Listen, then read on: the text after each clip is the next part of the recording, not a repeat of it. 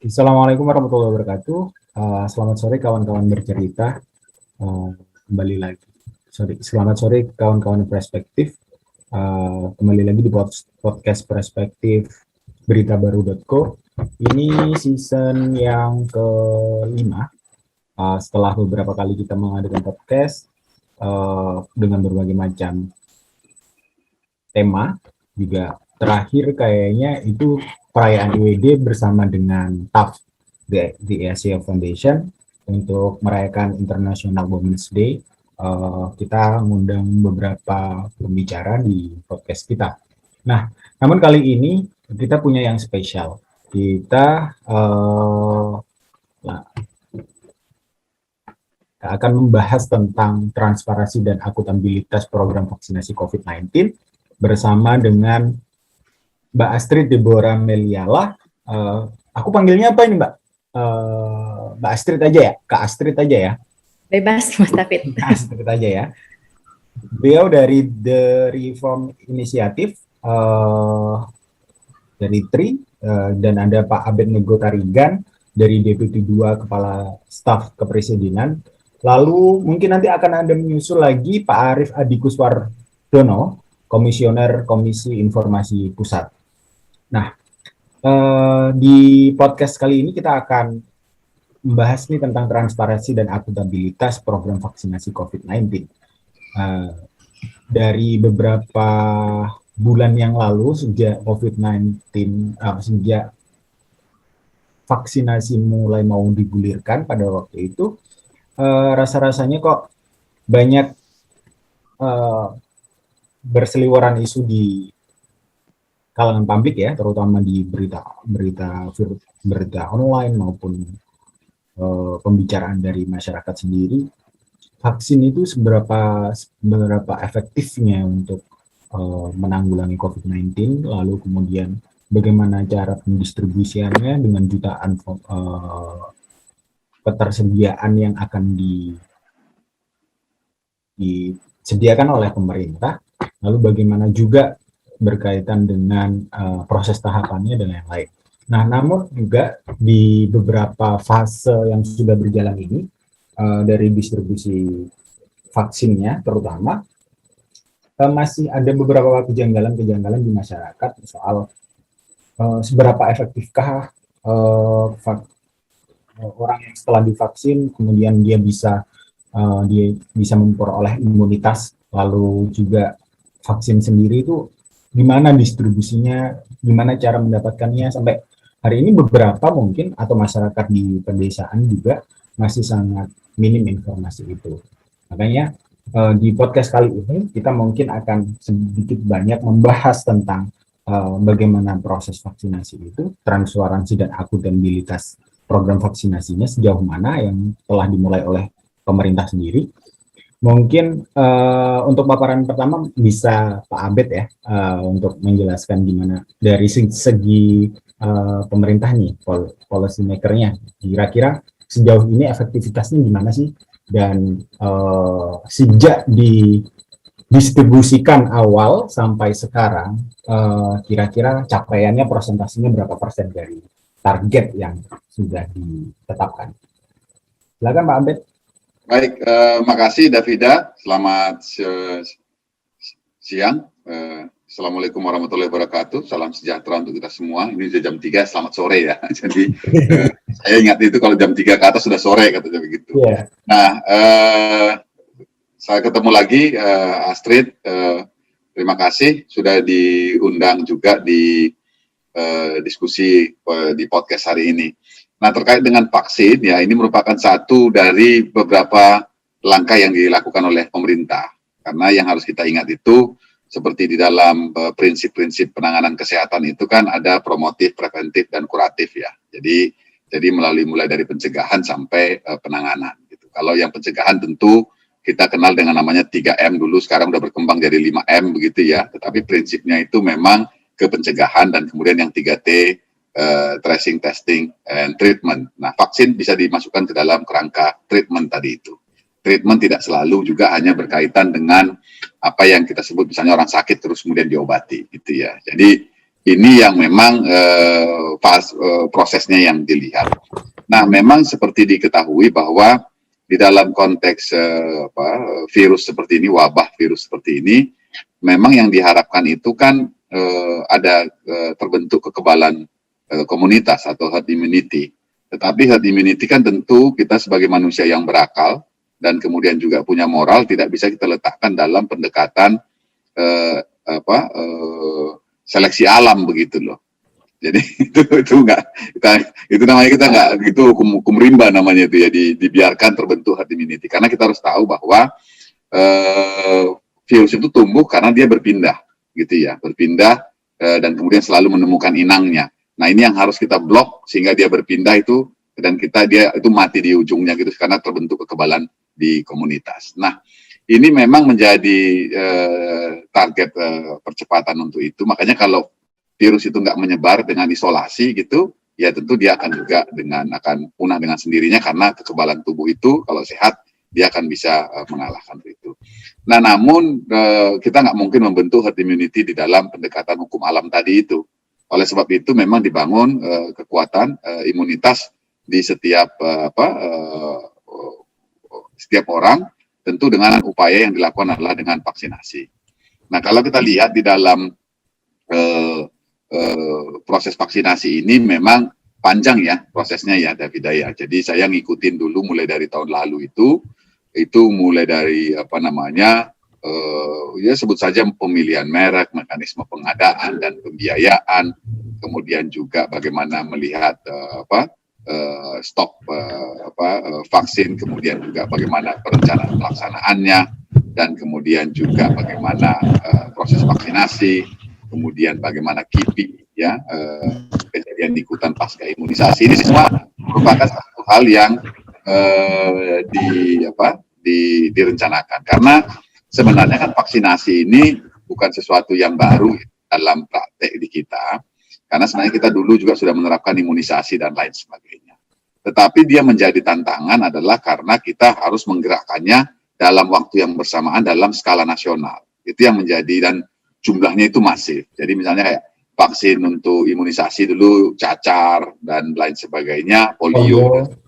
Jadi ini sebenarnya secara praktek medisnya itu sebenarnya sudah punya pengalaman, tetapi ketiadaan pengalaman itu dalam konteks dari Sabang sampai Merauke gitu ya, dari utara ke selatan gitu ya, dan kemudian dalam jumlah yang sangat masif. Nah, ini juga menjadi satu tantangan. Kemudian yang kedua, karena ini virus baru, tentu kita belum punya kemampuan untuk membuat vaksinnya, sehingga memang sangat tergantung kita dengan vaksin yang didatangkan dari luar. Nah, misalnya sebagai informasi, kalau data dari Kemenkes yang terbaru itu targetnya kita itu 181 juta orang ya yang divaksin ya, supaya kebentuk yang namanya herd immunity itu. Ya. Nah, ini kan herd immunity itu juga nggak boleh dia 1 juta dulu, kemudian 1 juta lagi tahun depan, yang nggak bisa, dia nggak akan kebentuk gitu loh. Jadi ini yang memang menjadi satu keharusan sehingga dia ngunci ketika 60% ke atas komunitas atau masyarakat itu sudah membentuk kekebalan tubuhnya. Nah, memang diharapkan dalam fase sekarang ini tuh sekitar fase pertama dan kedua ini ya, maksudnya ini untuk 40 juta. Tetapi memang menjadi tantangan di kita itu karena sampai dengan sekarang itu baru 13 juta, hampir 14 juta, 13.951.000 orang yang divaksin. Nah, ini juga memang kemudian yang vaksin tahap keduanya itu baru 9.247.600 orang. Jadi itu memang ini masih akan dikebut. Memang ada beberapa kendala ya. Kami tentu bukan Kementerian Teknis yang memang lebih banyak kepada melihat kendala-kendala itu apa saja, dan kemudian bagaimana kendala itu direspon dan ditangani. Nah, kantor staf presiden memang melihat beberapa kendala itu, misalnya Davida, Keita itu isunya pertama itu supply-nya juga menjadi isu. Dulu salah satu yang kita tahu itu kalau menurut data ini kan misalnya seperti beberapa vaksin itu akan didatangkan dari India ya, karena India juga sebagai negara produsen vaksin, dalam arti bukan mereka yang membuat sendiri, tetapi beberapa rantai produksi vaksin itu di India. Tapi kemudian kasus COVID di India menggila, itu mereka mengembargo ekspornya. Nah, dalam konteks bencana nasional, apalagi pandemi seperti ini, setiap negara memang berhak ya untuk tidak menjual atau termasuk juga terkait dengan alat-alat kesehatan dan lain sebagainya gitu loh. Makanya pendekatan-pendekatan di dalam konteks mengenai pandemi ini, kalau Davida perhatiin, kenapa Menlu harus terlibat? Karena memang itu berkaitan sama diplomasi. Karena setiap negara berhak untuk melakukan upaya untuk menjamin atau melindungi warga negaranya. Makanya saya dulu pernah nanganin itu di awal-awal COVID itu berkaitan dengan Taiwan. Taiwan punya pabrik masker di kita di sini, dan kemudian Indonesia bilang kami butuh maskernya. Jadi kami nggak akan kirim kembali ke Taiwan karena dulu sebelumnya itu sebelum COVID memang diproduksi untuk dijual kembali ke Taiwan, tapi produksinya di sini. Kita nggak mau kita keluarin. Yang mereka lakukan memang akhirnya melakukan negosiasi dan akhirnya kesepakatannya persentase kecil buat mereka, tapi setidaknya ada dikirim kembali ke mereka, selebihnya bisa dipakai dijual untuk atau digunakan oleh pemerintah Indonesia. Jadi itu memang hukum yang normal. Nah, kembali lagi tadi kita mengalami sedikit kendala di semester ini karena berkaitan dengan supply juga.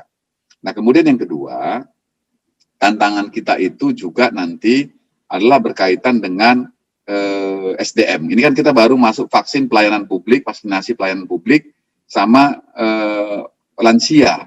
Tapi nanti kalau udah masuk ke yang umum, itu kan artinya kebutuhan kita untuk vaksinator itu sangat tinggi, gitu ya. Jadi dan kita tahu bahwa vaksin itu juga setiap vaksin yang didatangkan itu ada masa expirednya, gitu dan seterusnya. Ini memang menjadi tantangan nanti soal ketersediaan sumber daya untuk menyesuaikan kecepatan vaksinasi dan pemanfaatan dari vaksin itu. Jadi ini memang satu proses yang yang berjalan terus dan diperkirakan kita akan dalam jumlah yang sangat besar itu nanti di semester kedua ini, karena nanti kita akan lansia dan kemudian masuk ke yang umum begitu ya. Jadi, nah oleh sebab itu di dalam prakteknya makanya banyak juga yang non pemerintah itu membantu dengan mendirikan vaksin center. Nah, vaksin center itu sebenarnya lebih kepada penyediaan fasilitas tempat nunggu dan lain-lain sebagainya. Tapi vaksinnya dan kemudian itu dari pemerintah. Itu karena kita memang konsepnya itu sekarang udah ada vaksin gotong royong ya. Tapi nanti mungkin kita cerita sedikit tentang vaksin gotong royong itu. Tetapi vaksin center itu adalah membantu untuk percepatan proses vaksinasi. Jadi ini memang menjadi satu pekerjaan yang panjang.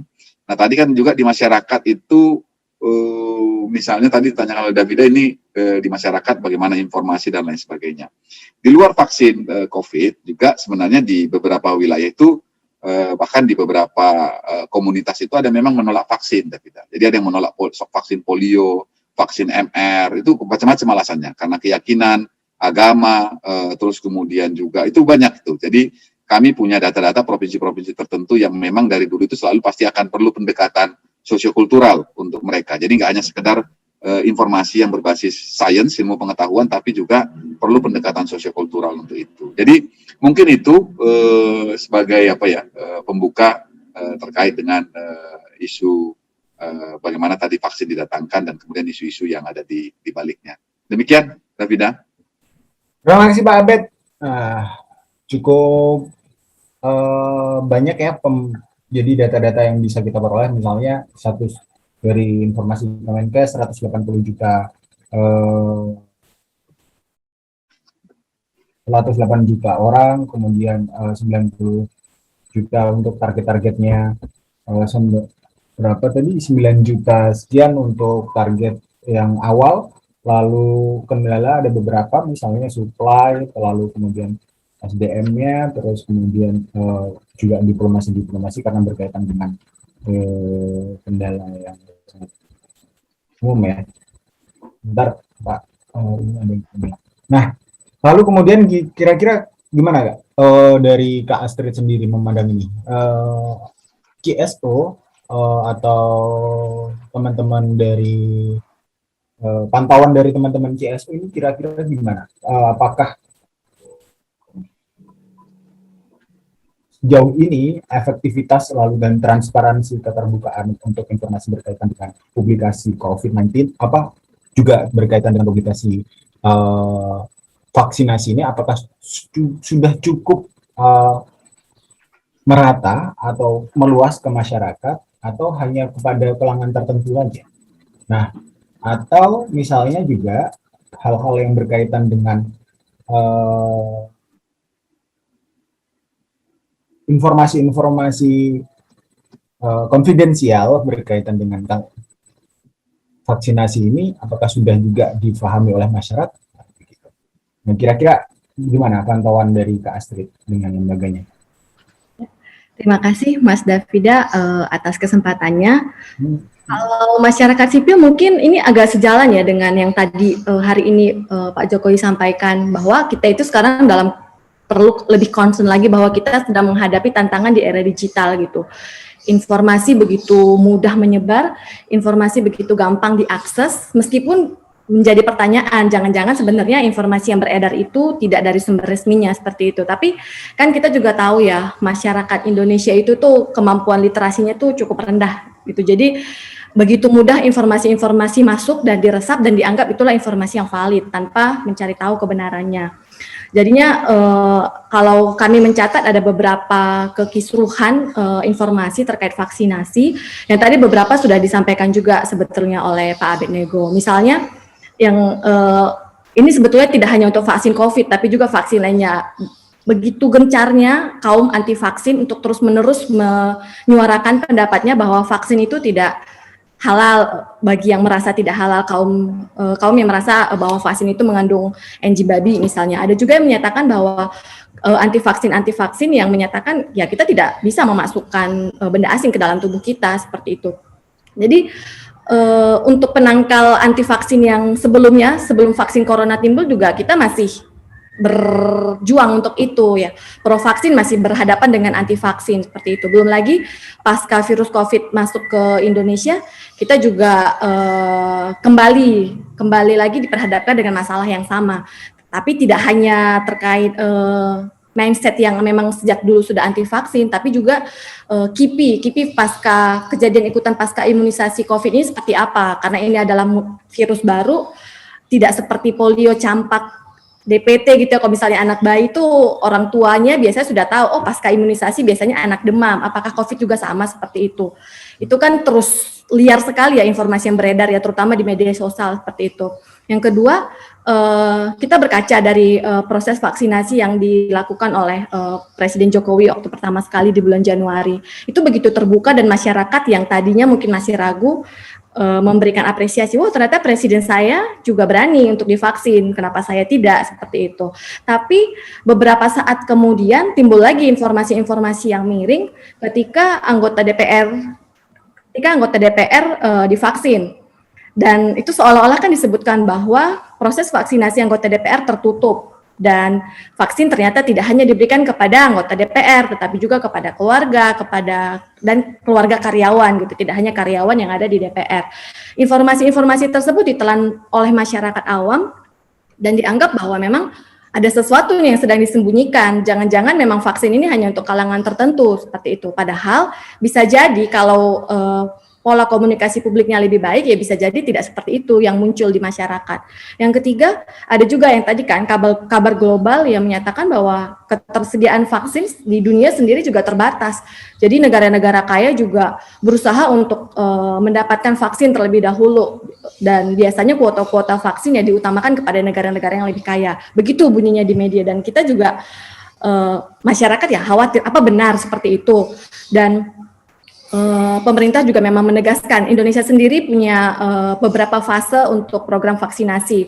Fase pertama saja tadi seperti yang sudah disampaikan oleh Pak Abednego, ya untuk tenaga kesehatan kita bersyukur vaksinasi hampir 100%, bahkan untuk tahap kedua seperti itu ya. Tapi untuk pelayan publik khususnya lansia, itu kelompok prioritas yang lainnya itu masih jauh dari harapan. Apakah ini pertanda bahwa memang vaksin tidak cukup? Itu kan masyarakat jadi gelisah dan ketakutan sendiri ya, sementara pandemi belum ada arahnya, pandemi akan berakhir kapan, seperti itu.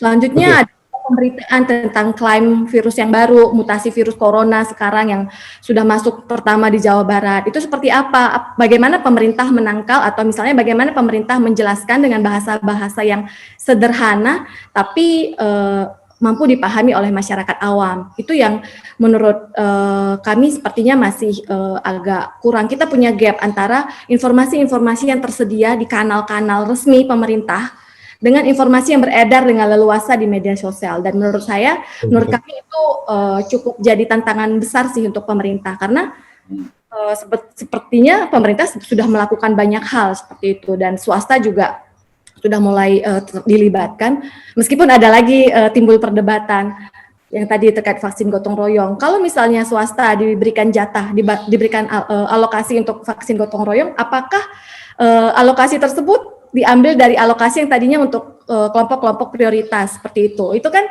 butuh ya, maksudnya butuh satu penegasan dan butuh bahasa yang sederhana untuk meyakinkan masyarakat bahwa ini loh yang sudah dilakukan, dan untuk mengatasi berita-berita palsu yang sudah beredar seperti itu, menurut saya tidak cukup hanya ada WhatsApp center seperti itu, bisa juga diarahkan influencer-influencer atau misalnya media sosial yang paling banyak digunakan oleh mayoritas penduduk di Indonesia. Karena ya salah satu tantangannya sekarang yang menurut saya cukup besar yaitu.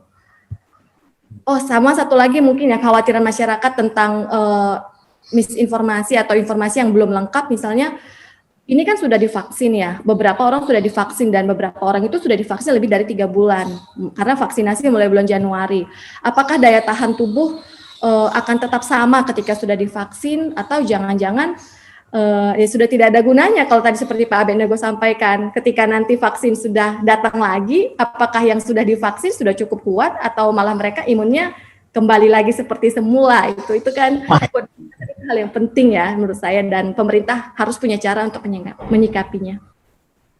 Oke. Makasih Mbak Astrid. Jadi ada beberapa poin yang menurut saya juga sangat pokok sekali untuk kita elaborasi bersama. Misalnya gap informasi. Benar sih, kanal-kanal pemerintah itu memang sudah banyak melakukan berkaitan dengan program vaksin ini ya, baik itu dari Kemenkes, baik itu dari Kementerian Kominfo dan lain-lain.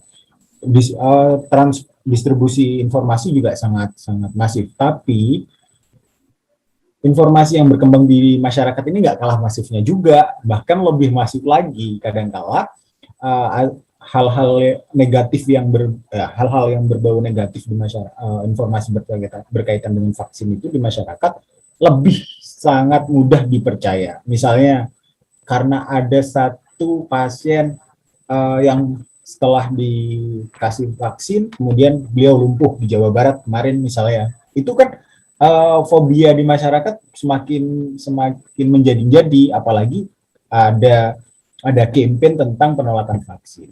Nah, sejauh ini gap itu sejauh mana sih bisa ditutupi oleh pemerintah berkaitan untuk edukasi di masyarakat? Tapi nanti dulu mungkin ke Pak Abednego bisa dijawab nanti. Tapi sebelum itu aku pengen ke Pak Arief. Pak Arief, kira-kira benarkah pemerintah sudah sangat transparan dan akuntabel dalam mengelola program vaksin ini? Dari sisi Pak Arief, kira-kira bagaimana?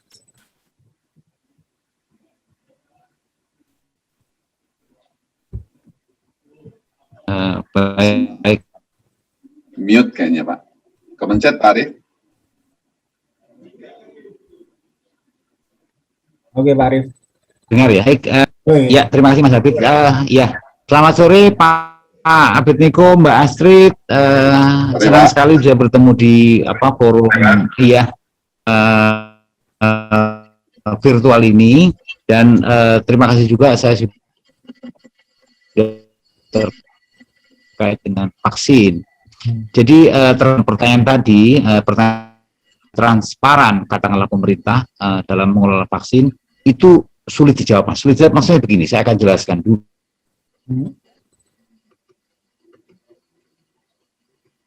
Oh, Pak Arief.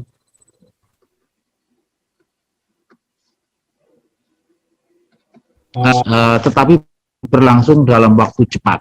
Jadi kita tahu ini memang harus transparan karena pertama uang yang digunakan juga sangat besar, hampir 130 triliun total ya. Total kemudian khusus untuk vaksinnya sendiri 70 triliun. Nah, ini akuntabilitas. Butuh akuntabilitas dan transparansi ini penting untuk kemudian menjamin trust dari publik. Menjamin trust dari publik untuk apa? Untuk kesuksesan program vaksinasi itu sendiri. Jadi apa? Dalam banyak kasus bukan berarti tidak ada beberapa kasus ya terjadi pembalikan opini. Jadi pembalikan opini ketika kemudian tidak as dari publik, kemudian pemerintah dianggap tidak akuntabel, itu lama kelamaan legitimasi pemerintah itu bisa turun, bahkan bisa kaotik. Jadi kita di tahun 70-an misalnya ya, belajar dari kasus Mujibur Rahman di Bangladesh misalnya. Nah, itu karena salah mengelola informasi, akibatnya rakyat kemudian apatis dan kemudian pemerintah menjadi tidak legitimir dan kita tahu kasus Mujibur Rahman ya, yang bersangkutan kemudian akhirnya jatuh. Nah, ini krusial, orang berhadapan dengan nyawa, dengan kesehatannya. Nah, kalau sudah terancam sampai ke yang paling substansif ya, kan biasanya dengan nyawa itu orang sudah kehilangan logika. Karena itu kemudian memang kita harus hati-hati, hari keras agar program vaksinasi ini sukses. Nah, transparansi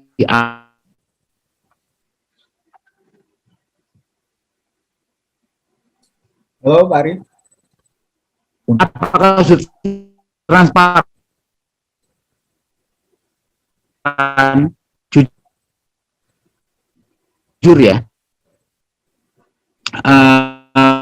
Putus. Putus. Halo, iya. Oke. Halo, kedengar? Udah jelas. Putus, Pak. Ya. Putus Pak, masih. Iya. Mungkin tanpa video dulu. Terdengar ya, atau saya terlalu cepat berbicaranya? Tanpa video dulu nggak apa-apa Pak. Tanpa video dulu, mungkin agak berat di videonya. Oh, enggak, malah ini quit kayaknya, keluar kayaknya. Malah keluar ya sekarang. Iya, koneksi kayaknya memang buruk. Agak mungkin yang buruk. Nanti mungkin Pak Arif bisa berlanjut lagi. Tapi menanggapi hal tadi Mbak Astrid, kemudian Kak Astrid tadi bilang bahwa ada beberapa gap termasuk informasi, lalu kemudian bagaimana pemerintah menjelaskan soal berkaitan dengan informasi yang berkembang di masyarakat juga, soal vaksinasi yang berdampak pada kematian atau justru tidak ada efeknya pada imunitas seseorang, dan lalu soal kekhawatiran masyarakat tadi, soal kesehatannya yang semakin memburuk setelah vaksinasi, atau soal kesehatan atau berdampak pada kesehatannya, atau ada efek samping pada kesehatannya. Bagaimana pemerintah menjawab itu berkaitan dengan keterbukaan informasi ya, terutama? Kalau dilihat itu kan tentu ada uji klinis ya yang dilakukan. Nggak mungkin, misalnya saya secara ekstrim saya katakan nggak mungkin bodoh sekali pemerintah membunuhin rakyatnya gitu loh. Jadi jujur itu saya sampaikan itu penting karena kesannya itu seperti ke arah sana ya di dalam informasi-informasi yang bias atau hoax yang kita dengar gitu ya. Kalau saya justru lebih concern itu dari sisi saya itu dalam konteks korupsi, Mas Davida. Oh ya. Ya, kalau untuk menciptakan dampak kesehatan yang signifikan dan kemudian membahayakan keselamatan jiwa, itu menurut saya dalam proses-proses yang dilakukan itu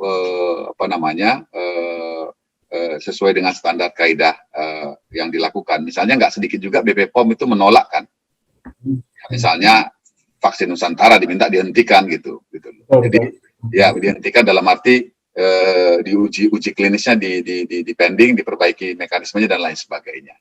Dan kemudian juga kalau ingat dulu kasus yang lama dulu itu terkait dengan obat dari Airlangga, itu juga diminta tidak dilanjutkan begitu loh, obat yang diklaim obat COVID pada waktu itu, pada tahun lalu, coba nanti dicek gitu loh. Ya, udah. Nah, artinya dari praktek-praktek itu dalam konteks uji klinisnya itu sejauh ini cukup terbuka untuk itu. Misalnya seperti AstraZeneca pada batch tertentu, yaitu kalau kita nggak salah itu batch CTMA V547 itu di pending begitu ya. Jadi tapi kemudian juga batch yang lain itu masih tetap jalan AstraZeneca. Nah, hal-hal seperti ini menunjukkan bahwa memang secara dalam konteks uji klinisnya keamanannya itu memang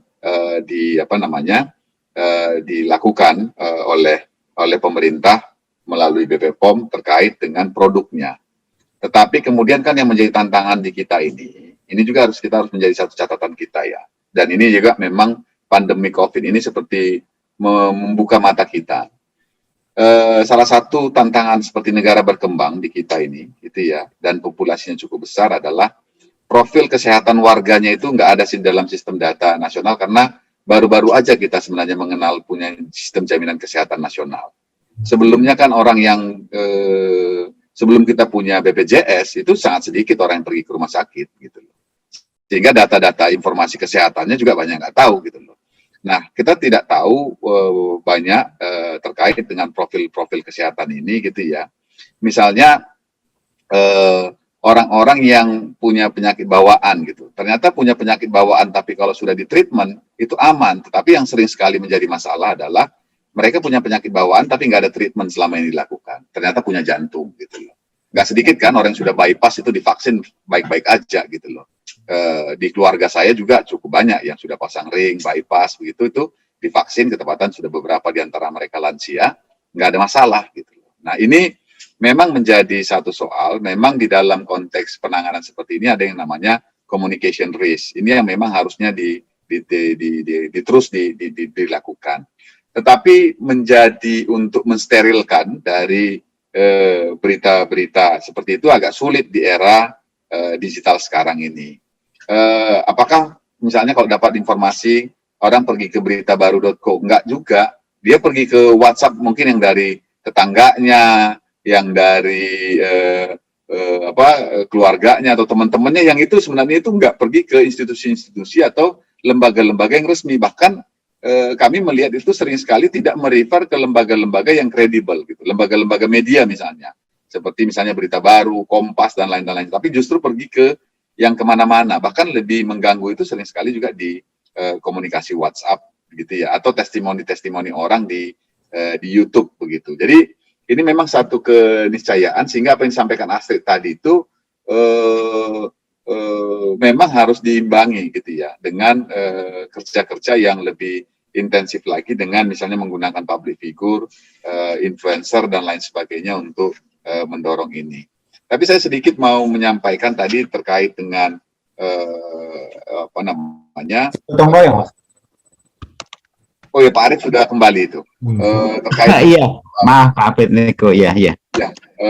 Informasi tadi itu memang sampai sejauh ini gitu ya, pemerintah coba untuk terus mendorong bagaimana informasi dan komunikasi itu bisa dilakukan. Nah, memang soal terkait dengan begini ya, efektivitas vaksin gitu dan dalam jangka waktu dan lain sebagainya gitu ya, itu sebenarnya sudah dipikirkan oleh pemerintah. Kenapa makanya kita jor-joran di dalam tahun ini itu sampai target harus Pak Jokowi menyatakan harus selesai begitu ya vaksinasi gitu.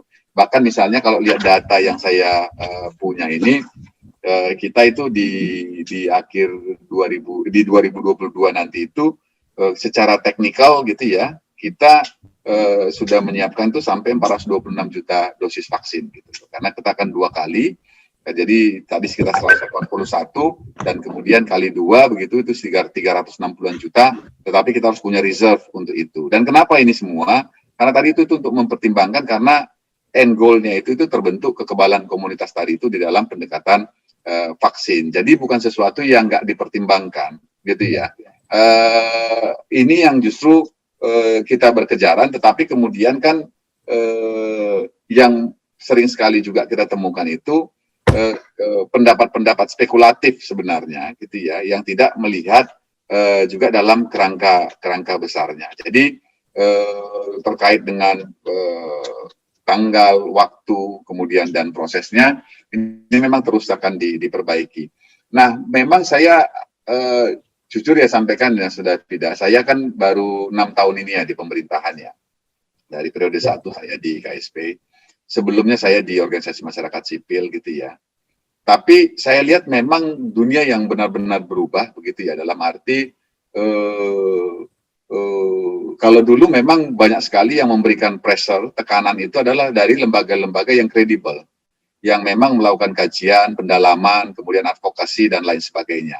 Tetapi di era digital ini, everybody gitu ya. Jadi setiap orang itu bisa bikin apa aja gitu. jadi kalau kita dulu, kalau misalnya Astrid itu di ISL ya, kita kritiknya dari ISL dengan argumentasi ini gitu ya. Dulu dari lembaga-lembaga yang punya ruang. Sekarang enggak, itu setiap orang gitu loh ya. Bahkan kadang-kadang saya bingung sendiri gitu. Dan jujur juga situasi ini juga tidak jarang kita akhirnya disibukkan dengan merespon yang sebenarnya sesuatu yang viral, tapi belum tentu itu benar gitu loh. Nah ini juga nggak jarang saya melihat tuh baik pimpinan maupun kolega-kolega saya itu, wah ini viral nih gitu loh. Padahal menurut saya itu justru kita dengan reaktif justru bisa menciptakan lebih viral lagi gitu. Karena bisa jadi problem strukturalnya, fundamentalnya bukan di sesuatu yang viral itu. Tapi ya itu era komunikasi. Itu mungkin Mas Davida, ketepatan dari Pak Arief. Pertanyaan singkat sebelum ke Pak Arief.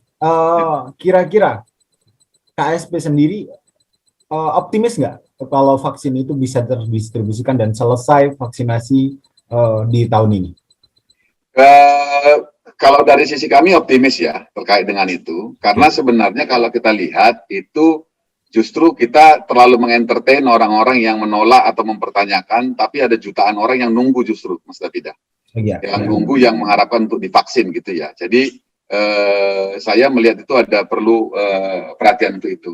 Nah, memang kita harus melihat nanti terkait di dalam soal mudah-mudahan nggak ada gangguan supply, gitu ya. Nggak ada gangguan supply. Misalnya kalau ada negara India kedua begitu ya, itu akan terjadi realitasnya itu akan terjadi perebutan akses terhadap produk itu, dalam hal ini vaksin gitu. Itu pasti akan terjadi. Walaupun kita sudah diamankan oleh kontrak kerjasama dan lain sebagainya, tapi seperti saya katakan tadi, karena ini pandemi, setiap negara itu punya hak untuk tidak melepas produk-produk karena dibutuhkan oleh negaranya, karena statusnya juga status bencana di setiap negara. Begitu. Mungkin itu.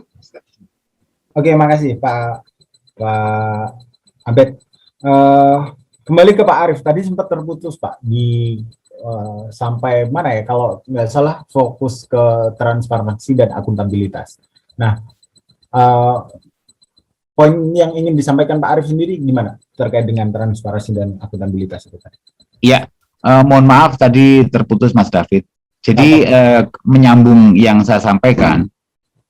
Jadi bahwa transparansi dan akuntabilitas itu paling basis ya, paling basis yang perlu kita jaga supaya kita membangun atau dapat terbangun trust ya dan partisipasi masyarakat yang masif ya terhadap program vaksinasi. Ya. Nah, ini kondisi umum ya, dimanapun di berbagai tempat seperti itu. Nah, bagaimana kondisi Indonesia? Jadi kondisi Indonesia ini, kami ini di Komisi Informasi Pusat ya, itu melihat. Jadi melihat memang ya ada tiba-tiba lonjakan kebutuhan untuk menyampaikan informasi, tidak hanya terkait dengan program dan kegiatan ya. Secara umum kan program, kegiatan dan budget.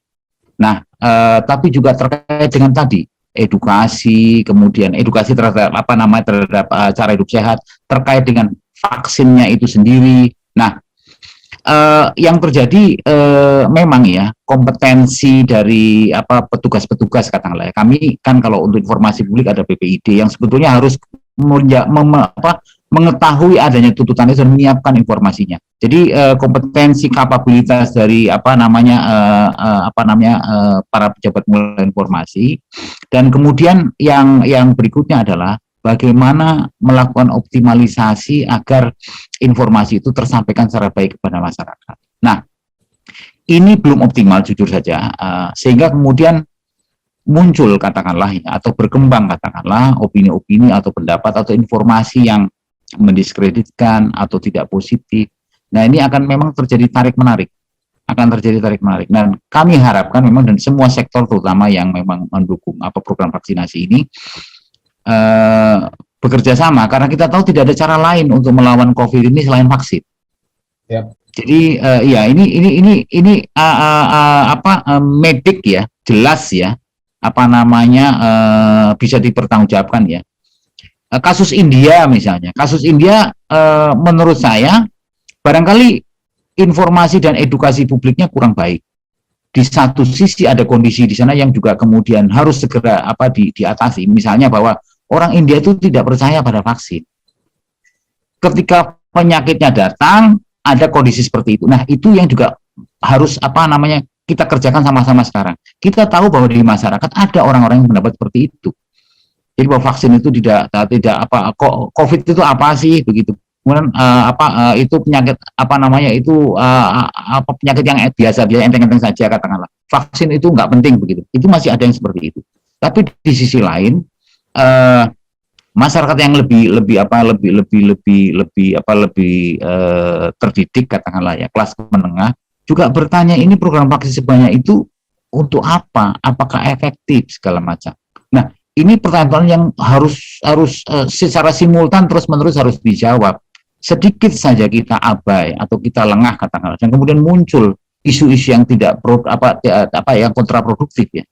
Itu sangat berbahaya ketika kemudian misalnya ya kepercayaan masyarakat belum sepenuhnya terbangun, baik terhadap program vaksin atau penanganan COVID itu sendiri, maupun nanti ujung-ujungnya menurut saya kalau terlalu lama misalnya tidak bisa dikelola dengan baik, barangkali bisa seperti yang tadi saya sebutkan di awal, bisa seperti kasus Bangladesh tahun 70 ketika di eranya Presiden Mujibur Rahman.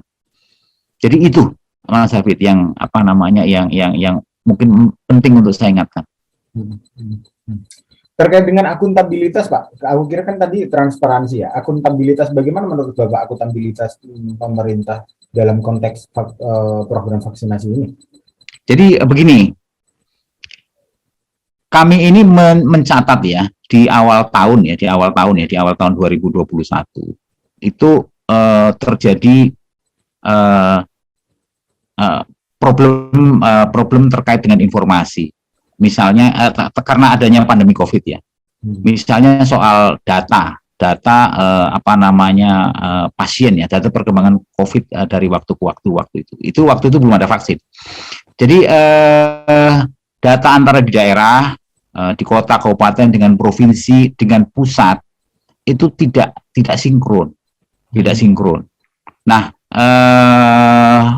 ini makin lama gapnya makin besar. Nah, tentunya kemudian berbahaya kalau ini dibiarkan. Sehingga waktu itu saya kemudian keliling ke tiga provinsi ya, ke Jakarta sendiri yang dekat Banten dan Jawa Barat. Problemnya ternyata manajemen informasi. Jadi yang belum tertata. Jadi asupan atau input informasi itu di level paling bawah diserahkan ke tenaga kesehatan, ke nakes. Sementara nakes itu sudah terlalu keletihan, kecapean karena harus menangani pasien dari hari ke hari. Sehingga beberapa pemerintah daerah atau misalnya Provinsi Jawa Barat ya, menerjunkan tenaga tambahan 100 orang disebar ke berbagai kota kabupaten untuk menginput untuk agar konsistensi data itu terjaga. Jakarta ada sekitar 50 orang. Nah, tapi itu juga tetap tidak bisa mengejar karena pertumbuhan pasiennya ya, dinamikanya itu begitu cepat. Belum mekanisme mekanisme waktu yang ditetapkan oleh Kementerian Kesehatan ya, input itu harus masuk jam 12 siang. Nah, ini ada problem seperti itu yang harus kita selesaikan. Tapi sekarang bertambah dengan program vaksin. Jadi bisa Anda bayangkan program vaksin yang juga harus diinformasikan, baik menyangkut programnya sendiri yang begitu banyak. Tadi Pak Abednego sudah menyampaikan ada tahap-tahapannya segala macam, budgetnya yang begitu besar yang juga harus dijaga. Jangan sampai kemudian ada cacat sedikit saja, misalnya dikorupsi, waduh itu bahaya sekali kalau menurut saya kalau sampai misalnya dana vaksin dikorupsi, itu akan menghancurkan kepercayaan publik kepada pemerintah. Itu harus kita jaga. Jadi kita harus pengelolaan informasi transparan betul itu. Nah, akuntabilitas ini memang bukannya tidak disadari ini penting, tapi juga faktanya adalah kita dihadapkan pada keterbatasan dan kompetensi sumber daya manusia yang untuk mengelola informasi publik ya. Di tengah ini tuntutan yang dinamika yang terus-menerus berkembang. Jadi ini tantangan kita bersama ya, apalagi ini kan mandat kemanusiaan menyelamatkan nyawa orang banyak ya. Menurut saya kalau akuntabel menurut saya belum ideal, tapi harus terus-menerus kita tingkatkan. Begitu Mas David. Betul. Oke. Makasih Pak.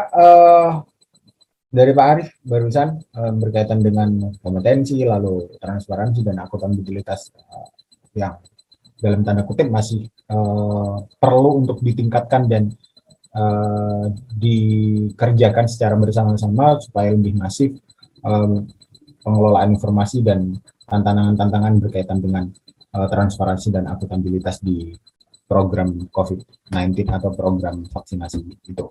Nah, ke Mbak Astrid, ke Kak Astrid lagi. Kak, itu tadi Pak Abed bilang kalau beliau dan bersama jajaran pemerintah hari ini optimis bahwa program vaksinasi ini bisa selesai dan berjalan maksimal di tahun ini.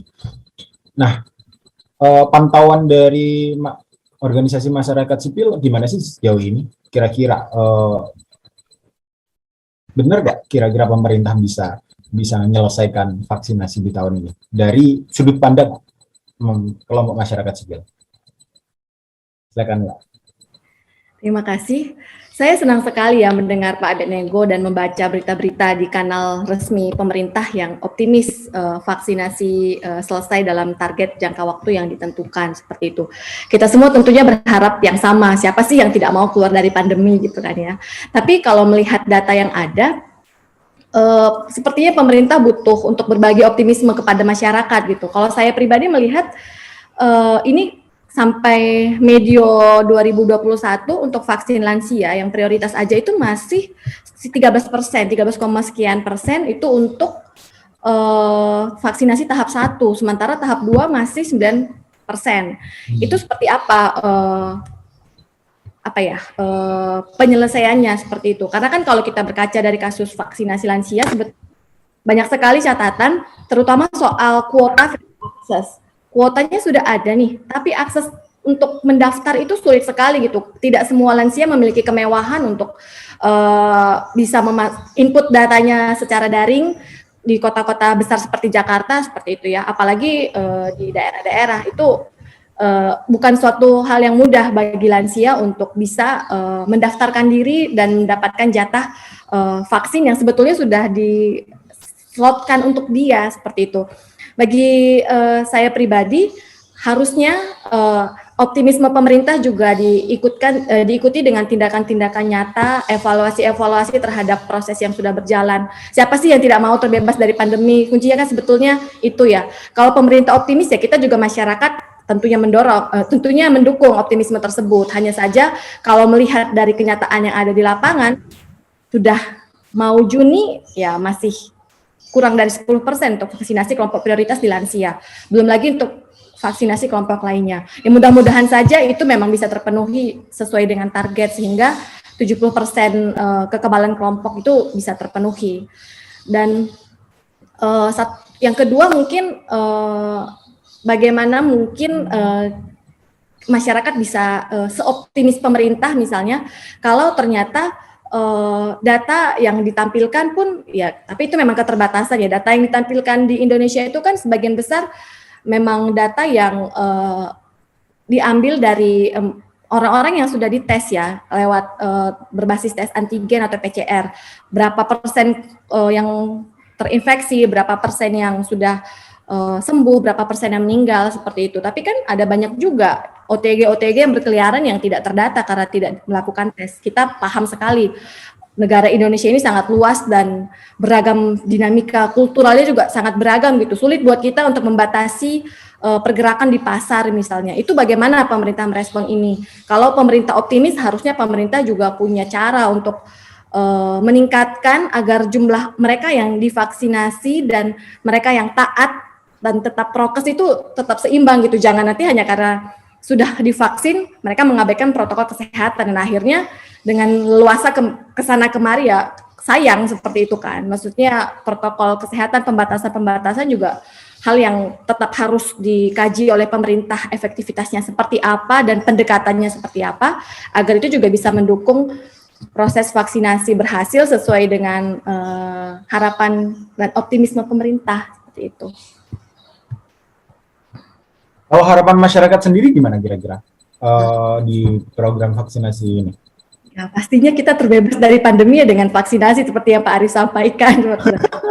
Meskipun bukan satu-satunya jalan. Kalau saya menyatakan ya vaksin ini bukan satu-satunya cara gitu ya. Vaksin ini hanya pelengkap kita terbebas dari pandemi. Kalau kita tidak menaati protokol kesehatan ya mau divaksin juga, apalagi vaksinnya masih kurang dari 10%, ya tetap saja virus itu akan tetap kemana-mana gitu. Jadi itu dua hal yang tetap harus dijalankan. Nah, pemerintah harus punya cara dengan mengevaluasi yang sudah berlangsung selama ini ya harusnya pemerintah punya terobosan-terobosan baru agar bisa tercapai targetnya.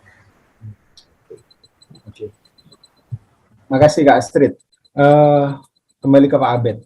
Pak Abed, kira-kira dengan potensi ini kan gede ya, jadi berapa triliun tadi yang disampaikan oleh hampir 70 triliun. Nilai 70 triliun untuk vaksin saja 2021. 2021 ya Pak ya, Pak Arif ya. Iya. Nah, kira-kira transparansi dan akuntabilitas soal berkaitan dengan pengelolaan anggarannya, lalu kemudian belanja anggarannya di tepat guna dan lain-lain, kira-kira untuk keterbukaan ini gimana Pak? Pemerintah sejauh ini melakukan transparansi dan akuntabilitas di keterbukaan anggaran ini? Semua melalui mekanisme yang ada ya, BPKP, BPK yang terlibat, dan kemudian nggak banyak channelnya melalui Bio Farma gitu ya. Jadi, sorry Pak Abed, suaranya kecil sekali. Halo, semua melalui mekanisme yang ada ya, melalui ada pemeriksaan BPKP, ada BPK, kemudian Bio Farma gitu ya, dan kemudian untuk yang mendatangkan untuk yang gotong royong itu pada merek tertentu begitu, seperti misalnya Sinopharm, Sputnik dan lain sebagainya. Tetapi yang pemerintah itu dengan merek yang khusus seperti Sinovac dan seterusnya. Yang swasta pun itu harus dikontrol melalui Bio Farma. Jadi kalau dalam konteks proses itu sebenarnya prosesnya berjalan ya, mekanisme nggak ada yang perlakuan khusus untuk itu gitu, dalam arti dibebaskan dari pemeriksaan dan lain sebagainya. Nah, perlu juga disampaikan bahwa di dalam konteks tadi saya mau menyinggung soal yang disampaikan oleh Astrid ya. Tadi Pak Arif sudah mengingatkan kita bahwa dalam penanganan COVID ini semua pihak, jadi ada juga tanggung jawab masyarakat gitu loh. Kalau semuanya dari tanggung jawab pemerintah ya sulit gitu ya, nggak mungkin gitu satu. Nah, misalnya contoh misalnya soal kenapa Pak Presiden menekankan sekali yang PPKM mikro gitu ya, karena itu juga memberikan ruang kedewasaan dan kemampuan dan partisipasi masyarakat yang lebih konkret begitu loh. Jadi kita ini selalu melihat masyarakat kita, mohon maaf nih ya, saya sering sekali berhadapan dengan misalnya terkait dengan partisipasi masyarakat.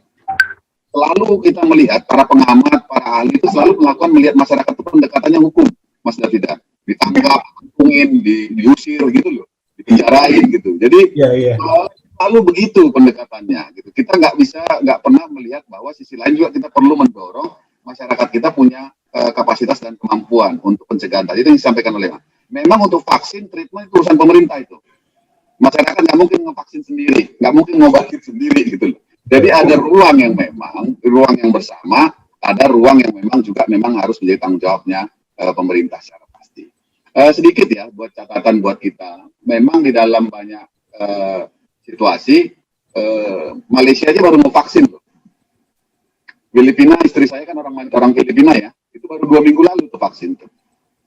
Ya, dan mereka itu unorganized. Daerah yang kaya itu bisa mendatangkan vaksin sendiri, gitu. Begitu. Jadi lihat juga komparasi tentang bagaimana negara-negara lain dengan jangan bayangin Indonesia sama New Zealand ya, lebih gede Depok daripada New Zealand gitu. Iya, Pak. Ya, itu Thailand, Vietnam, Philippines gitu ya, itu yang kita lihat gitu ya, sehingga itu juga memang menjadi penting untuk referensi untuk kita. Nah, misalnya seperti untuk lansia, memang ada beberapa catatan untuk lansia. Sebenarnya kalau di dalam diskusi secara akademik, lansia itu awalnya itu nggak divaksin, tapi dikurung. Tetapi pengalaman Itali, ketika orang-orang tua terkena terinfeksi, mereka juga akan menghabiskan sumber daya rumah sakit. Betul. Jadi lebih baik mereka divaksin gitu. Nah, nanti kalau udah masuk yang ke publik, itu kecepatannya itu pasti beda dengan kecepatan lansia. Karena lansia secara basic itu udah punya penyakit. Jadi memang akan lama sekali screeningnya. Makanya sering sekali kita lihat vaksin di pelayan publik itu sama di vaksin lansia itu pasti kecepatannya jauh lebih cepat yang di pelayan publik, karena memang pada usia yang masih produktif dan relatif bisa dikatakan belum banyak keluhan. Jadi ini yang memang kita sudah pada situasi yang nanti kalau sudah masuk ke umum itu kecepatannya akan berbeda. Justru saya yang concern sama Pak Arief tadi, bagaimana komunikasi yang intens terus-menerus, dan kemudian pemerintah itu bisa masuk ke ruang-ruang yang agak detail, Mas Davida. Jadi sering sekali pemerintah itu fokus kepada narasi-narasi besar, agenda-agenda besar, tapi di tengah-tengahnya itu sering slip. Saya sebagai orang pemerintah itu juga sering menemukan itu. Contoh misalnya, untuk larangan mudik, kita gencar. Tapi lupa untuk komunikasi tentang bagaimana memanfaatkan uang THR. Akhirnya berbondong-bondong orang di Tanah Abang. Jadi nggak ada ikutan pada THR diberikan, dan kemudian komunikasi terkait dengan risiko. Akhirnya orang apa yang terjadi? Orang terima THR, dia berbondong-bondong dan ramai sekali di media pada waktu itu. Nah, ini sering sekali memang di sela-sela ini memang kita harus tetap, kalau bahasa Pak Arief itu konsisten terus-menerus gitu loh. Jadi jangan menganggap bahwa ini isu rencana vaksin sudah saya omongin, sudah disampaikan ini, datanya udah ada nih, informasi udah nih. Tapi justru interval-interval di antaranya itu memang harus dijaga. Nah, tadi yang disampaikan oleh Pak Arief ya, terkait dengan data, sebenarnya data itu secara berkala dikeluarkan KCPPN. Tapi kalau untuk data yang lebih teknis, memang masih harus sifatnya formal, belum dikomunikasikan secara tinggal klik, dibuka, dan dilihat, begitu ya. Karena memang beberapa isu-isu yang menurut dari Kementerian Kesehatan dan BPOM itu sensitif. Jadi memang masih by request. Tapi tentang berapa jumlah yang divaksin setiap daerah, dan begitu dengan kasus itu sudah lebih bisa diumumkan setiap saat, begitu ya.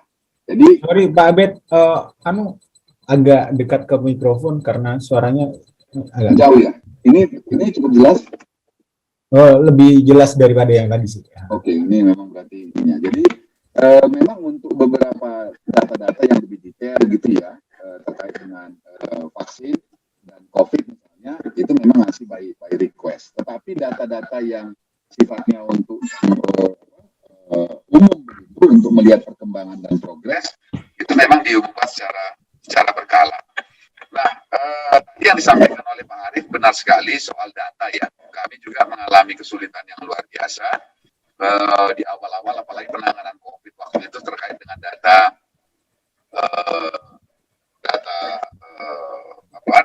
yang positif dan seterusnya gitu ya, yang kemudian juga berkaitan dengan data-data pasien dan seterusnya. Nah, memang kalau kita lihat Mas Davida, inilah problemnya kita ketika dulu kita melakukan desentralisasi, tapi kemudian kita desentralisasi sama kuah-kuahnya, istilahnya sama saya itu. Padahal di seluruh dunia itu didesentralisasi, bahwa layanan kesehatan itu bagian yang bidang yang didesentralisasi, tapi harus tetap sentralisasi karena tujuannya untuk merancang atau untuk menghadapi situasi-situasi emergensi. Sekarang misalnya contoh ya, saya di setiap waktu itu ada di rumah sakit X gitu ya. Data saya itu berhenti di rumah sakit X, tapi itu nggak akan nyambung kalau saya berobat ke rumah sakit Y. Nah, di seluruh negara-negara maju itu memang layanan rumah sakit itu didesentralisasi ke pemerintah federal atau ke pemerintah distrik, tapi datanya itu sentral sehingga orang bisa akses ke semuanya. Jadi nanti akhirnya muncul profil kesehatan profil kesehatan nasional. Makanya di kita itu saya harus terbuka misalnya. Data orang diabetes, itu sebagian itu prediksi, sebagian itu data sebenarnya. Gitu. Berapa orang penyakit jantung dan lain sebagainya. Nah, memang sejak COVID ini mengajarkan kita tentang pentingnya satu sistem data nasional gitu loh.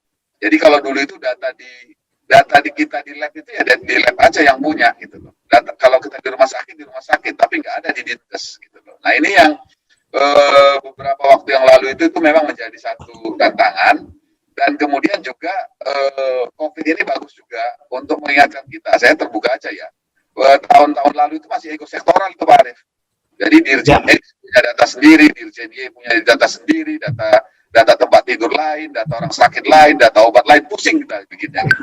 Nah, padahal itu di satu kementerian itu, Mas Davida gitu. Nah ini yang terus didorong, dan memang kalau saya sebut ini istilahnya itu berkah, sisi lain dari berkah COVID ya, memaksa kita itu harus terkoneksi, terintegrasi gitu loh. Karena kalau dulu itu kita itu menanganinya itu misalnya contoh kejadian luar biasa KLB polio di Papua, ya Papua doang gitu loh.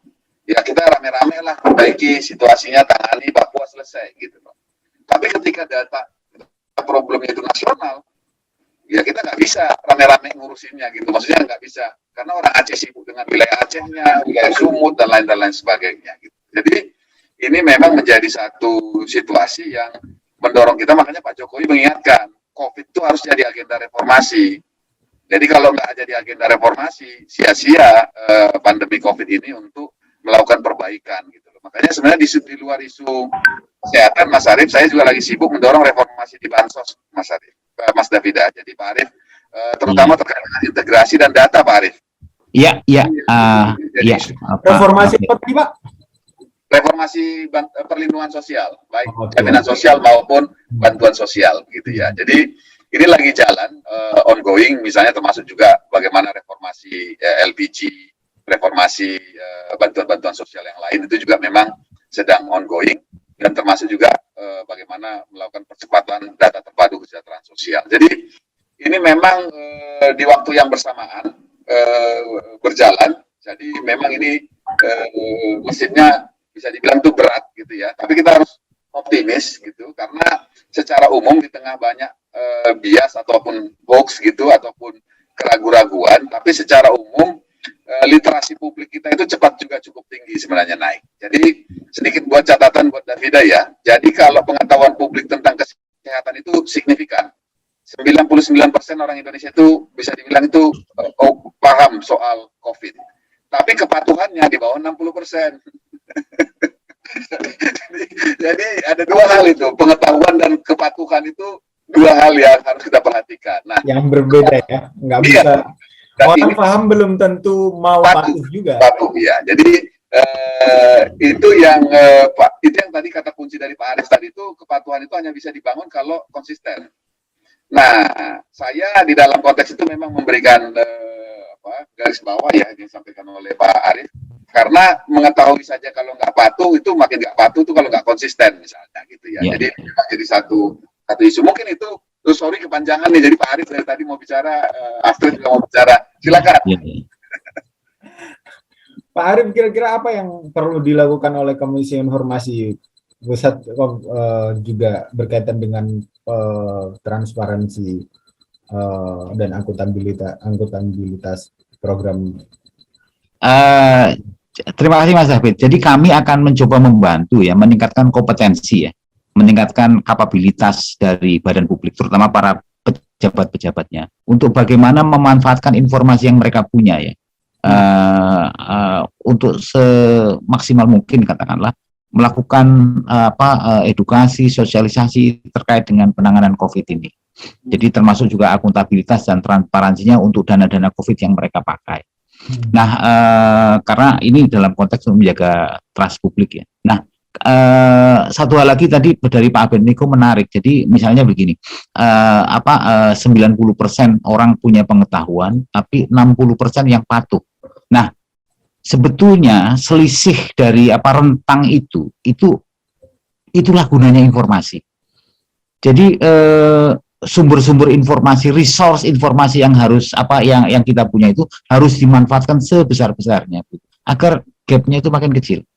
Gapnya, dan itu memang di mana-mana ya, di mana-mana itu disitulah kita butuh kreativitas, inovasi, dan cukup punya banyak pengalaman sebetulnya. Ada case ya yang bisa kita pelajari. Misalnya untuk dulu ada kasus KB misalnya, keluarga berencana.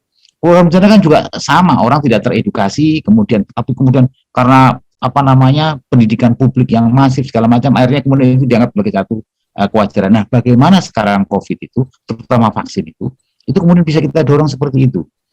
Dan kita semua sekarang meraba-raba nih, belajar bagaimana tekniknya, bagaimana caranya dengan pengalaman masa lalu, potensi yang ada. Nah, saya harapkan memang ini optimisme yang harus kita terus selalu bisa jaga. Jangan sampai kemudian kita kalah oleh situasi yang kelihatannya, mohon maaf ya, kok hooknya kok seperti ini, kok segala macam. Nah, kalau kita diam, kemudian kita tidak membangun narasi-narasi yang positif, nanti yang opini-opini atau pendapat atau kelompok dari orang-orang informasi dari kelompok orang itu yang nanti malah akan mendominasi wacana publik, diskursus publik. Nah, ini yang jangan sampai terjadi. Iya, gitu Mas Hafid. Oke. Lalu selama ini Pak, kira-kira Komisi Informasi apakah itu juga turut ikut andil dalam proses penanganan atau penyebaran informasi tentang vaksinasi ini, Pak? Jadi begini, di akhir Desember ya dan awal Januari kemarin itu kan vaksinasi akhir Januari 2021. Tetapi ketika itu bulan November, vaksin Sinovac datang. Yang kita lihat banyak badan publik ya atau pengelola informasi itu tidak cukup punya kemampuan, tidak cukup punya kompetensi untuk bagaimana mereka mendorong sosialisasi, edukasi, kemudian menjamin transparansi proses vaksinasi itu. Kami waktu itu melakukan literasi vaksin kepada badan publik dengan dua output atau dua target. Satu, meningkatkan kompetensi, dan kemudian memberikan wawasan strategi kepada para pengelola informasi itu untuk memanfaatkan informasi yang mereka punya, dan kemudian bisa berhadapan begitu langsung ya, face to face katakanlah dengan misalnya informasi-informasi lokal, hoax lokal atau informasi negatif lokal gitu. Kami waktu itu mengundang badan publik se-Indonesia lewat bantuan Kemendagri. Nah, itu kita harapkan supaya proses vaksin tahap pertama yang Januari 2020 itu bisa berjalan dengan lancar. Nah, alhamdulillah itu bisa berjalan dengan baik ya. Meskipun saya tidak mengukur sebenarnya efektivitasnya seperti apa. Nah, tapi ini kan tantangan terus bergulir. Nah, sekarang ada 7 constraint ada 7 varian COVID baru katanya yang masuk. Kemudian vaksin itu juga harus berpacu dengan waktu, harus harus cepat dan masif ya. Nah, kami memang lagi mencari cara juga ini gimana, artinya kan supaya bisa ditingkatkan ya, mencari cara supaya bisa membantu program vaksinasi ini bisa berhasil. Jadi kami memang melihat luar biasa ini tantangannya, tapi kita akan selalu berusaha. Gitu. Begitu Mas David. Oke. Makasih Pak Arief. Mbak ke Kak Astrid. Kira-kira apa yang bisa dilakukan oleh organisasi masyarakat sipil untuk support, paling tidak supporting system di tata kelola program vaksinasi ini, supaya nanti juga harapan pemerintah sama harapan masyarakat itu balance, nggak tumpang tindih atau justru ada gap di sana. Harapan masyarakat, harapan pemerintah itu bisa berjalan lancar, ternyata di masyarakat karena keterbatasan ini dan itu, kemudian masih ada ketidaknyamanan yang dirasa oleh masyarakat itu sendiri. Kira-kira apa yang akan dilakukan oleh organisasi masyarakat sipil, terutama oleh Kak Astrid dan kawan-kawannya untuk mendukung program pemerintah ini supaya lebih efektif lagi? Paling enak memang mengkritik ya. Iya. Sebenarnya pandemi ini memang mengajarkan banyak sekali hal yang tadi seperti Pak Abednego dan Pak Arif sampaikan gitu. Tapi buat masyarakat sipil juga tentunya banyak juga hal yang dipelajari seperti itu. Ini pandemi isu global, tidak hanya Indonesia gitu, dan peran pemerintah sudah ada porsinya sendiri, dan kita juga diharapkan untuk terus-menerus entah itu bagian dalam ambil bagian untuk tetap mengkritik, itu juga bagian ya, bagian berperan, ikut berperan, dan juga bisa melakukan mungkin organisasi masyarakat sipil yang memiliki kelompok massa, bisa mulai dengan edukasi pentingnya vaksinasi, bisa juga dengan memvisualisasikan informasi-informasi dalam bahasa yang lebih mudah dicerna oleh masyarakat awam, karena euforia data dan teknologi informasi sekarang yang begitu digaung-gaungkan pemerintah, satu data, teknologi informasi itu kan sebetulnya hanya menyentuh masyarakat kaum yang tinggal di kota-kota yang sudah terpapar oleh teknologi informasi seperti itu, dan itu juga belum menyentuh mereka pihak-pihak lansia misalnya yang sebenarnya ada di kota besar dan terpapar juga teknologi informasi di sekitarnya. Tapi kan ada banyak ruang, masih ada gap antara fasilitas yang disediakan oleh pemerintah, pendekatan teknologi informasi yang dilakukan oleh pemerintah itu harus diimbangi pendekatan sosiokultural, pendekatan pemberian informasi-informasi yang sederhana dalam bahasa yang ringan, entah itu flyer atau caption-caption sederhana di media sosial. Menurut saya itu tidak kalah pentingnya dari detail-detail informasi yang sebenarnya sudah berusaha digulirkan oleh pemerintah di kanal-kanal website resminya seperti itu. Nah, bagi saya kelompok masyarakat sipil tidak cukup hanya mengkritik, tapi memang perlu ambil bagian untuk ikut menyuarakan apa-apa yang dianggap penting untuk diketahui oleh masyarakat, termasuk tetap menyuarakan pentingnya protokol kesehatan dalam bahasa yang lebih sederhana seperti itu. Dan harapannya sih ke depannya nanti pemerintah juga tetap membuka ruang-ruang diskusi, karena pemerintah tentu tidak bisa menyentuh sampai ke akar rumput ya, ada banyak organisasi-organisasi yang bisa dilibatkan untuk dari segi efektivitas penggunaan dana, efektivitas distribusi vaksin. Hal-hal seperti itu kan pemerintah tentu tidak bisa bekerja sendiri. Pemerintah butuh organisasi-organisasi keagamaan, pemerintah butuh pihak-pihak yang lebih dekat kepada masyarakat, dan itu mungkin salah satunya peran masyarakat sipil juga bisa untuk tetap menjalin komunikasi. Selama pemerintah terbuka, masyarakat sipil juga aksesnya lebih enak ya, dapat informasi yang valid dan bisa membantu pemerintah untuk menyuarakan apa-apa hal-hal positif yang bisa diberikan kepada masyarakat untuk sama-sama berjuang melewati pandemi ini. Terakhir ke Pak Abednego sebelum nanti kita tutup dengan pernyataan bersama ya. Kira-kira untuk mengejar ketertinggalan 13, kan baru 13% ini Pak untuk kelompok lansia yang baru bisa divaksin di tahap pertama dan kedua. Untuk mengejar ini kan udah mau masuk bulan Juni aja ya. Juni paling tidak ada beberapa waktu yang efektif juga untuk itu. Kira-kira gimana? Apa yang akan dilakukan untuk mengejar ketertinggalan itu oleh pemerintah? Apakah dengan kolaborasi dengan kelompok-kelompok organisasi masyarakat sipil atau kemudian melakukan koordinasi dan sinergitas dengan beberapa lembaga pemerintahan atau non-lembaga pemerintahan supaya itu lebih efektif? Gimana kira-kira?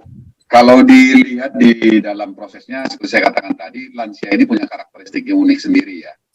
Jadi banyak juga yang nggak mau datang, itu ngadu ke saya, WA gitu. Karena banyak takut justru selama proses di antrian itu atau di proses vaksin itu misalnya malah terinfeksi begitu loh. Jadi ini nanti akan nanti dibedain ya David ya, situasinya waktu kita dibuka udah umum kayak kita gitu loh ya. Itu bahkan kekuatannya itu akan luar biasa karena dan kita tahu kan kalau demografi kita itu yang gede itu kan di usia produktif kan sekarang ini gitu ya. Jadi memang ini gede sekali yang memang literasi digitalnya itu jauh lebih tinggi gitu loh. Jadi kalau udah masuk ke situ itu harusnya akan berbeda gitu. Memang benar tantangan besar kita itu di lansia. Karena seperti saya katakan tadi, kalau lansia ini kena, itu justru juga menghabiskan kapasitas sumber daya kita di rumah sakit. gitu loh. Jadi kita tahu kan selalu menjadi concern di pemerintah itu juga terkait di dalam penanganan COVID ini dia dari keterpakaiannya tempat tidur di rumah sakit kan, rasio keterpakaian rasio tempat tidur itu selalu akan dilihat gitu loh. Makanya kayak Pak Jokowi pergi ke Riau ini karena sudah mau 60% rasio tempat tidur di Pekanbaru begitu loh. Sehingga memang perlu di warning untuk bisa lebih hati-hati. Nah, tapi poinnya adalah bahwa kolaborasinya itu sebenarnya sudah mulai dari yang lalu ya. Misalnya dengan seniman gitu, itu nggak mungkin kita seniman organisasinya apa, pasti macam-macam kan. Pasti organisasi masyarakat sipil, ada yang mereka yang bentuknya paguyuban dan seterusnya gitu loh. Hanya nanti di dalam perjalanan selanjutnya juga akan sama seperti itu gitu loh. Jadi bahkan dibuka lebih luas. Misalnya kalau teman-teman organisasi masyarakat sipil mau bikin vaksin center gitu ya, kalau memang ada sumber dayanya gitu dan nanti fasilitas yang itu siapin, nanti vaksinnya dari pemerintah itu juga sangat memungkinkan, benar, karena beberapa foundation yang punya pendanaan, mereka itu mulai menjajaki dan sudah ada kami bantu komunikasi dengan Kementerian Kesehatan untuk memberikan membantu proses percepatan vaksinasi. Jadi prinsipnya memang eranya sekarang itu, Davida, era kolaborasi ya, tapi harus critical thinking. Jadi kolaborasi tapi harus critical thinking, karena kalau kolaborasi tanpa critical thinking itu nanti ya kayak madut-madut dicocok hidungnya aja, nanti kayak kebo dicocok hidungnya kemana-kemana gitu, itu malah nggak jadi penyeimbang gitu ya, jadi malah nggak responsif gitu terhadap persoalan gitu loh. Jadi tapi harus critical thinking memang, persoalan-persoalan mana, misalnya soal data ini diributin terus, kadang-kadang dalam hati saya juga mikir nih, ini memang data mau dipakai buat apa ya gitu ya. Tapi ya memang benar, data itu ya harus memang bisa diakses. Walaupun sampai dengan sekarang itu masih ada data yang sifatnya harus bersurat dulu baru dapat gitu loh. Sementara teman-teman masyarakat sipil pengen itu dijambrengin aja, itu dimasukin terus kemudian bisa diakses gitu ya. Saya nggak tahu, karena kami kan juga bukan memang kementerian teknis, tapi misalnya apakah itu ada kaitannya dengan bagaimana melindungi bisnis, data pasien dan lain sebagainya gitu. Itu argumentasi-argumentasi itu yang dimiliki oleh kementerian teknis, tapi prinsipnya harus didorong untuk itu. Misalnya kayak kita kan data COVID kita udah sampai ke gender kan, usia dan lain sebagainya gitu loh. Dulu itu sebenarnya di pikiran kita itu, kalau di saya dan teman-teman itu lebih apa ya, lebih sebut progresif. Itu sampai ke nama. Kenapa ke nama dan alamat, supaya warga bisa melindungi. Tapi ternyata kita ada undang-undang perlindungan, Pak ya, nggak boleh, ya. Bisa diperkarakan kalau undang-undang kesehatan, Pak. Kesehatan, kita harus dilindungi data pasien. Saya tuh waktu itu mikirnya itu udah diumumin aja, misalnya Abednego di Depok, di kelurahan ini, di kecamatan sehingga warga itu tahu kalau saya itu positif COVID gitu loh. Karena di Vietnam itu berlaku seperti itu, karena memang di tingkat kecilnya itu yang jagain gitu loh, sehingga kalau mereka berkeliaran itu langsung ditegur oleh warga sekitar gitu. Nah di kita itu ada undang-undang kesehatan yang melindungi pasien gitu loh. Jadi ini hal-hal seperti ini juga memang menjadi satu isu gitu loh, yang memang perlu pemikiran lebih lanjut lah terkait dengan ini.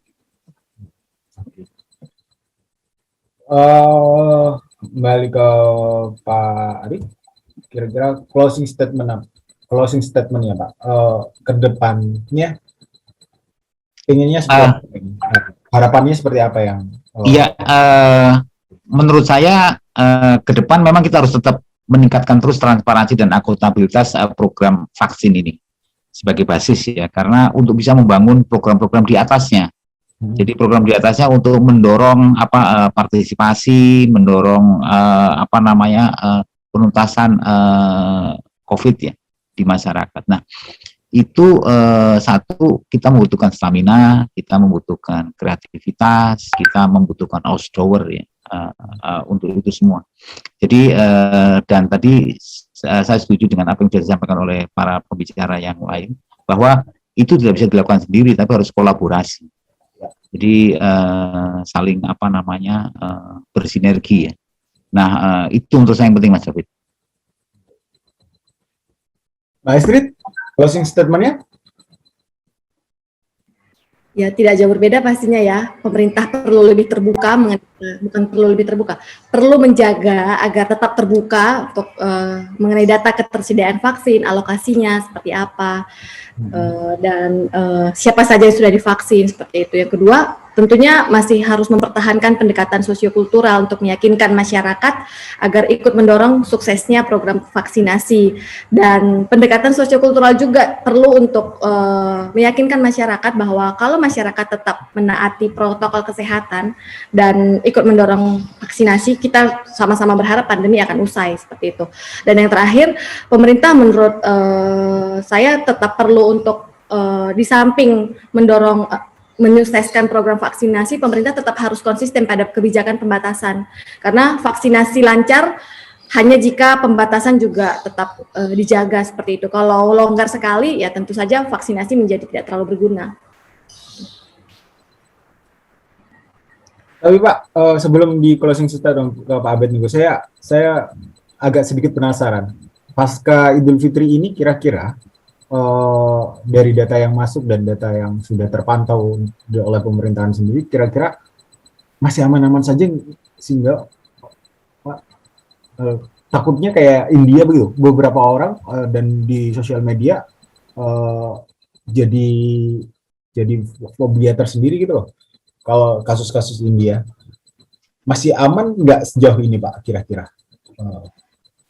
Siapa di saya ya? Ya, ke Pak Abed. Ya, Belum itu juga pertanyaan saya dulu waktu sebelum Idul Fitri, saya muter ke kementerian, ke Satgas, menanyakan, dan memang itu menjadi concern Bapak Presiden juga. Pak Presiden itu 2 kali ya kejadian India itu menjadi concern. Tahun lalu lockdown yang tidak terencana di India berbuah kerusuhan. Itu makanya Pak Presiden waktu itu nggak mau lockdown kalau nggak ada persiapan yang cukup jelas dan memungkinkan. Nggak memungkinkan, ternyata hasil analisisnya nggak memungkinkan dalam konteks Indonesia gitu ya.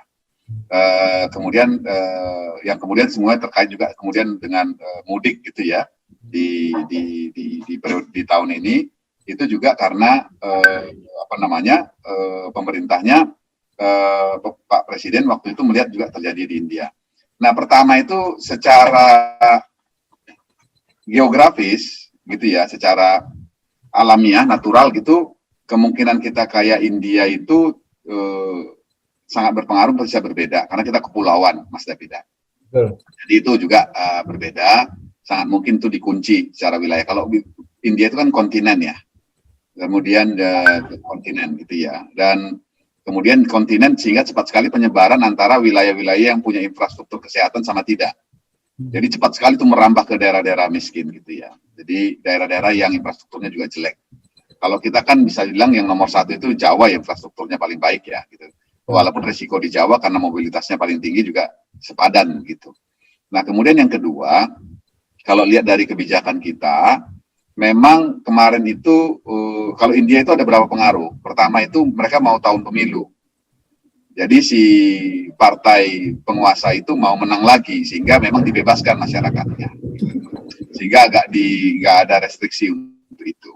Kemudian kan itu bisa dibilang kanan Hindu ya. Jadi memang ritual agama itu didorong difasilitasi karena nanti konsekuensinya ke politik. Nah, kita nggak beruntung mudik itu di kejadian itu di tahun 2024 nih, Mas Safida.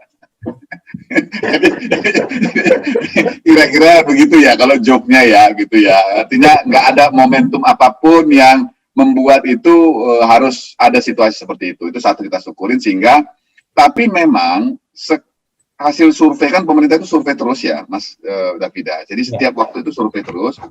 Itu memang ujungnya itu 7% itu tetap ada yang pengen mudik.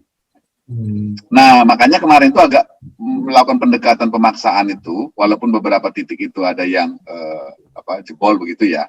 Tetapi itu kenapa? Karena 7% yang kita itu mudik itu bisa sampai 30 juta kalau di luar kalau tidak ada COVID di Indonesia. Artinya bisa 2 sampai 2,1 juta dari 7%, artinya 7% itu. Jadi cukup signifikan.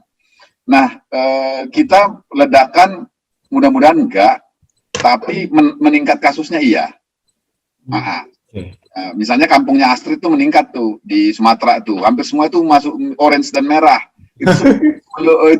Itu gitu ya. Justru Jawa lebih sedikit well maintained gitu ya, gitu termanage dengan baik gitu ya. Jadi tapi nanti mudah-mudahan ini akan naik.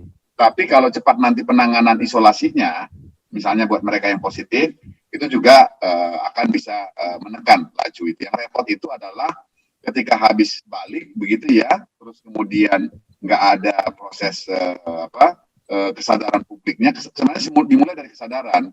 Karena beberapa kasus yang sekarang ini ketika mereka nggak nyaman tuh langsung tes. Pertama antigen gitu. Terus kemudian mereka positif, mereka kemudian PCR. Nah, lanjutannya itu memang melalui isolasi tadi itu. Mudah-mudahan enggak, tapi kalau naik ya itu pasti akan kemungkinan naik ya, gitu. Kemungkinan besar itu akan naik.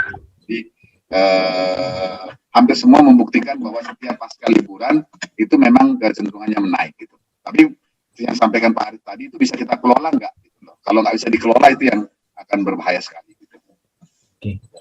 Oke, Pak Abed, Mbak Kak Astrid sama Pak Arif, terima kasih banyak telah bergabung di obrolan kita sore ini. Saya kira cukup banyak hasil olahan data-data yang disajikan, lalu kemudian optimisme juga yang disajikan. Saya sih berharap dari unsur pemerintah maupun dari unsur pemerintah misalnya dari eksekutif maupun legislatif dan yudikatif atau lembaga negara secara umum, dan Pak Arif sebagai representasi juga salah satu lembaga negara, dan OMS, organisasi masyarakat sipil, bisa berkolaborasi untuk sama-sama mensukseskan program vaksinasi ini supaya juga di tahun depan kita sudah hidup normal lagi gitu, tanpa harus kemana-mana ragu, kemudian harus pakai masker ke sana kemari, berduka di sana sini karena ada kerabat yang meninggal gara-gara COVID. Itu kan juga sangat menyiksa kepada beberapa orang, terutama soal ekonomi ya. Beberapa orang ada yang down sekali, dia tidak dapat ekonomi gara-gara COVID dan lain-lain. Saya kira itu, semoga juga pemerintah bisa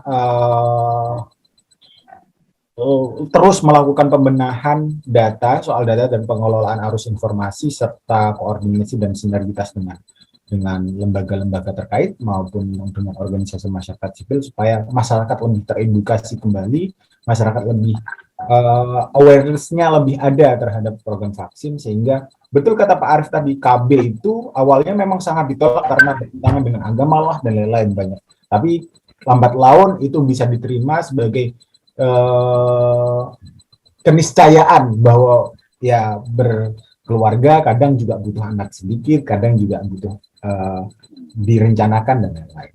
Nah, tapi semoga ke depan program vaksinasi ini tidak lagi ada penolakan. Kalaupun ada penolakan itu masih range-nya sedikit lah daripada yang menerima. Aku kira itu, Pak Abed, Kak Astrid, makasih banyak. Pak Arif juga makasih banyak semuanya telah bergabung di sini. Nanti hasil obrolan kita ini akan ditayangin di podcast juga di YouTube. Nanti akan saya share linknya. Makasih Pak, selamat sore. Selamat sore. Salam sehat Pak Abed, Mbak Astrid. Ya, sama-sama Mas David. Sukses selalu ya. Ya, sampai ketemu lagi. Makasih Pak. Makasih Bang Abed, makasih. Telepon Pak ya. Iya Pak. Iya Pak. Ya. Makasih. Pak Arif, makasih Pak Arif. Sama-sama teman-teman, Mas Taufik ya, makasih. Mbak Dita nggak kelihatan gambarnya ya, makasih. Pak, terima kasih. Ya, sama Mbak. Ya. Assalamualaikum. Waalaikumsalam warahmatullahi wabarakatuh. Ya.